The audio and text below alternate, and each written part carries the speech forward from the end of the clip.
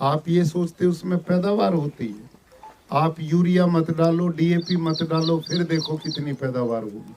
तो पर एकર મારું અત્યારે 8 થી 10 લાખ રૂપિયા પ્રોડક્શન ઇન્કમ આખી આપણી ખર્ચો કાઢીને નેટ પ્રોફિટ આપણી બચે છે।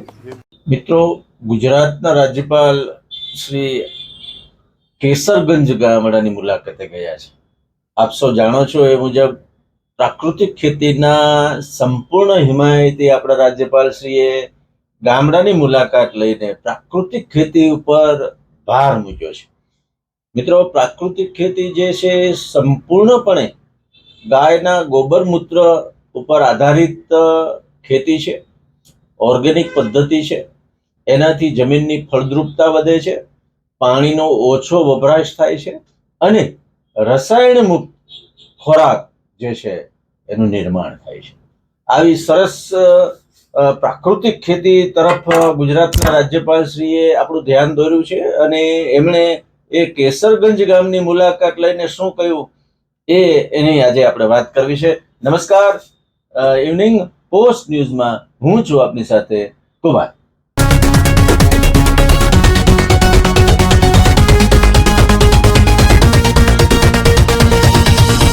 ગુજરાતના રાજ્યપાલ શ્રીએ કેસરગંજ ગામની મુલાકાત લઈ અને જે પ્રાકૃતિક ખેતી જે ખેડૂતો કરી રહ્યા છે એમને સંબોધન કર્યું હતું। ગાય દોઈ હતી, ખેતરમાં હળ ચલાવ્યું અને એક સમૃદ્ધ ખેડૂત ને એમને જે કાંઈ એમની સાથે એમને ચર્ચા કરી અને પોતાના અનુભવો પણ 200 એકર સુધી એ પ્રાકૃતિક ખેતી કરી રહ્યા છે। રાજ્યપાલ શ્રી પોતે ખેડૂતોને હવે જ્યારે ચોમાસાના આગમનની ઘડી ગણાઈ રહી છે ત્યારે પ્રાકૃતિક ખેતી તરફ વળવાનું એમણે જે છે એ સૂચન કર્યું છે અને બહુ સૂચક ટકોર એમણે કરી છે।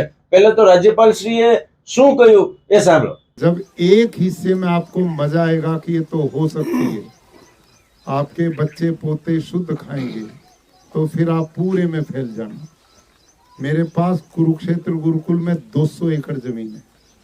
मैंने पहले 5 एकड़ में करके देखा, सफल हुआ तो अगले साल मैंने 10 एकड़ में किया, अगले साल मैंने 20 एकड़ में किया, फिर मैंने सीधा 80 एकड़ में किया और अब पूरे 200 एकड़ में यही खेती होती है। और रतिलाल भाई के 90 एकड़ का फार्म है। इतना जबरदस्त फार्म आप देखेंगे तो मजा आएगा। तो आप क्यों नहीं सीखते वो चीजें? अब इनकी धरती सोना है, आप सबकी धरती बंजर बन चुकी है। आप ये सोचते उसमें पैदावार होती है। आप यूरिया मत डालो, डीएपी मत डालो, फिर देखो कितनी पैदावार होगी। बोलो। और ये एक बूंद भी यूरिया डीएपी नहीं डालते तो भी पैदावार होती है। तो उपजाऊ भूमि आपकी है इनकी है? सोचिए। જો મિત્રો, રાજ્યપાલ શ્રી સ્પષ્ટ કહી રહ્યા છે કે ભાઈ અત્યારના સમયની અંદર રસાયણ મુક્ત ખોરાકનું ઉત્પાદન કરવું એ પ્રાયોરિટી છે। ઓછા ખર્ચે વધુ ઉત્પાદન થાય છે। પ્રાકૃતિક ખેતીના એટલા સારા પરિણામો છે કે ખેડૂતો અત્યારે રસાયણનો ઉપયોગ જે રીતે કરી રહ્યા છે ને જે તકલીફો ભોગવી રહ્યા છે, તમે મિત્રો સમજો કે એક દેશી ગાયના ગોબર મૂત્રથી 30 એકર સુધીની ખેતી તમે કરી શકો છો અને એ પણ રસાયણ મુક્ત જે છે એ અનાજનું ઉત્પાદન કરી શકાય છે। પાણીનો પણ ઓછો વપરાશ થાય છે। ગ્રામજનો સાથેની વાતચીતમાં કેટલી એમણે સરળતાથી જે છે એ વાત કરી છે એ પણ સાંભળો। 5, 7, 10 तरह के प्लांट लगा के रखते हैं और ये इनकम आप ईमानदारी से बताओ 1 एकड़ में कितना कमाते हैं? 1 एकड़ में रासायनिक खेती से खर्चा निकाल के, खर्चा जोड़ना है, आप खर्चा नहीं करते वैसे। उसमें अजवाइन और आधा किलो लिया ये क्या नाम, लहसुन पेस्ट करके, इन सब चीज़ों को 200 लीटर ड्रम में घोल दिया। 200 लीटर में घोल के छोड़ दो, 48 घंटे उसको घोल के छोड़ दो। 48 घंटे के बाद 200 लीटर में यानी 100 लीटर में 10 लीटर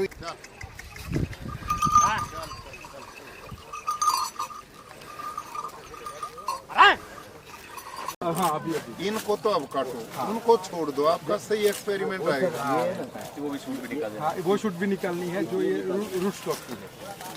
अच्छा, ये पूरा सिस्टम बना रखा है। हाँ 300 350 रुपये पर केजी के हिसाब से जाते वाह हैं, वाह, सेब के भाव से, सेब सेब के भाव। भाव से जाते ये मजा। तो कितने हैं। यूनिक है। वाह वाह, बहुत ही अच्छा। ઘણા બધા સાહેબો બી મુલાકાત લીધી છે. અત્યારે આખું જે 75 મોડલ એ બનાવેલા છે અલગ અલગ ટાઈપના. તો પર એકર મારું અત્યારે 8 થી 10 લાખ રૂપિયા પ્રોડક્શન ઇન્કમ આખી આપણી ખર્ચો કાઢીને નેટ પ્રોફિટ આપણી બચે છે. એમાં આપણે અત્યારે શું છે, સમજો જામફળ છે તો મારું જામફળ નથી, મેન ખારેક છે, સાથે જામફળ છે, પપૈયા છે, કેળા છે, એટલે જે એમાં 5 થી 7 વર્ષ સુધી ટ્રેક્ટર ગયું જ નથી. આખું જંગલ મોડલ. આપણે ખાલી એટીએમ મોડલ એને કહીએ છીએ. અંદર પ્લાન્ટેશન કરી દો, ખાલી માલ હાર્વેસ્ટ કરવા જવા. आई समझ में आपके? आप खर्चा निकाल के 50-60 हजार रुपया कमाते हो और ये खर्चा करते ही नहीं 7-8 लाख रुपया कमाते हो। तो आपके दिमाग में यही बात बैठा रखी है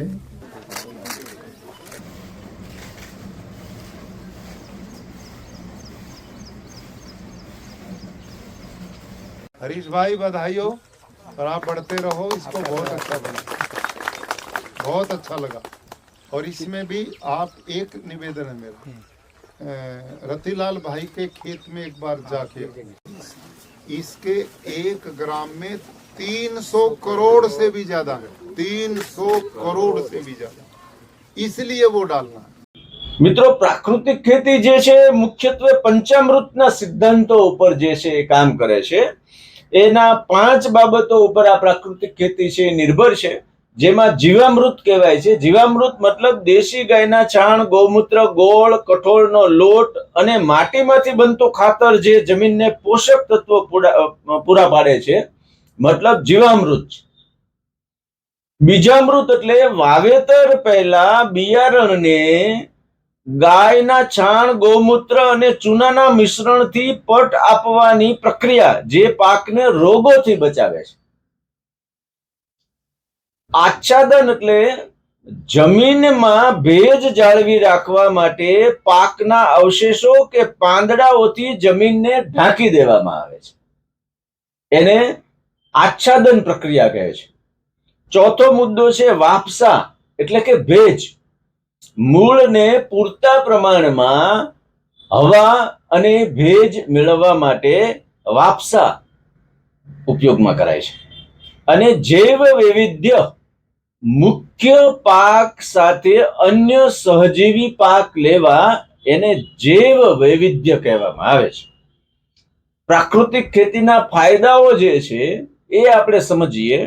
માત્ર એક દેશી ગાયના ગોબર ગોમૂત્ર વડે 30 એકર જમીનમાં ખેતી થઈ શકે છે. ફળદ્રુપતામાં જમીનની ભેજ સંગ્રહ કરવાની ક્ષમતા વધવાથી અને સૂક્ષ્મ જીવોની પ્રવૃત્તિ વધે છે, એટલે કે આનાથી જમીનની ફળદ્રુપતામાં પણ વધારો થાય છે. અને આરોગ્ય અને પર્યાવરણની જાળવણી, રસાયણ મુક્ત અનાજ માનવીય સ્વાસ્થ્ય માટે ઉત્તમ છે અને પર્યાવરણનું રક્ષણ થાય છે. પ્રાકૃતિક ખેતીમાં ગુજરાત સરકાર પણ મદદ કરી રહી છે મિત્રો. એટલે આપણા રાજ્યપાલે જે રીતે આજે કેસરગંજની મુલાકાત લઈ અને જે આજના સમયની અંદર જે અનેક એવા રોગો અને પેટા રોગો થવા માંડ્યા છે અને ઉત્પાદન ખર્ચ પણ વધ્યો છે, ખેડૂતોને એક સાંધે ત્યાં 13 તૂટે એવી પરિસ્થિતિ થાય છે, ત્યારે આપણા રાજ્યપાલ શ્રી વખતો વખત કહેતા આવ્યા છે કે ભાઈ આપણે ગાય ગોબર ના મૂત્રથી આધારિત જે ખેતી છે એની ઉપર આપણે પાછા વળવું પડશે અને જમીનની ફળદ્રુપતા જે છે વધવાથી મબલક પાકનું પણ ઉત્પાદન થશે, ખર્ચ પણ ઓછો થશે, પર્યાવરણ પણ સુધરશે અને ખેડૂતોને જે અત્યારે હાલાકી પડે છે એમાં ચોક્કસપણે જે છે એ ફાયદો થશે. રાજ્યપાલશ્રીના આ જે પ્રયત્નો છે એના પરથી એટલું કહી શકાય કે જે આપણા વચ્ચેથી જ કોર્પોરેટર બન્યા છે કે ધારાસભ્યો બન્યા છે કે મંત્રીઓ બન્યા છે, એમણે પણ પોતપોતાના વિસ્તારની અંદર લોકોને આ બાબતે જાગૃત કરવા જોઈએ અને એમની સમસ્યાઓની સાથે એના આવા ઉકેલ જે છે એના તરફ પણ દોરવા જોઈએ. એકાદ વર્ષ કદાચ માની લ્યો કે કોઈ પરિસ્થિતિ અનુરૂપ જે પરિણામો ન મળે, પણ બીજા વર્ષથી પ્રાકૃતિક ખેતીના ફાયદાઓ ચોક્કસ મેળવી શકાય છે. મિત્રો, ઇવનિંગ પોસ્ટ ન્યૂઝમાં આજે આટલું જ. જો આપને અમારો આ પ્રયાસ ગમતો હોય તો ઇવનિંગ પોસ્ટ ન્યૂઝને લાઈક કરો, શેર કરો, સબસ્ક્રાઇબ કરજો. આભાર.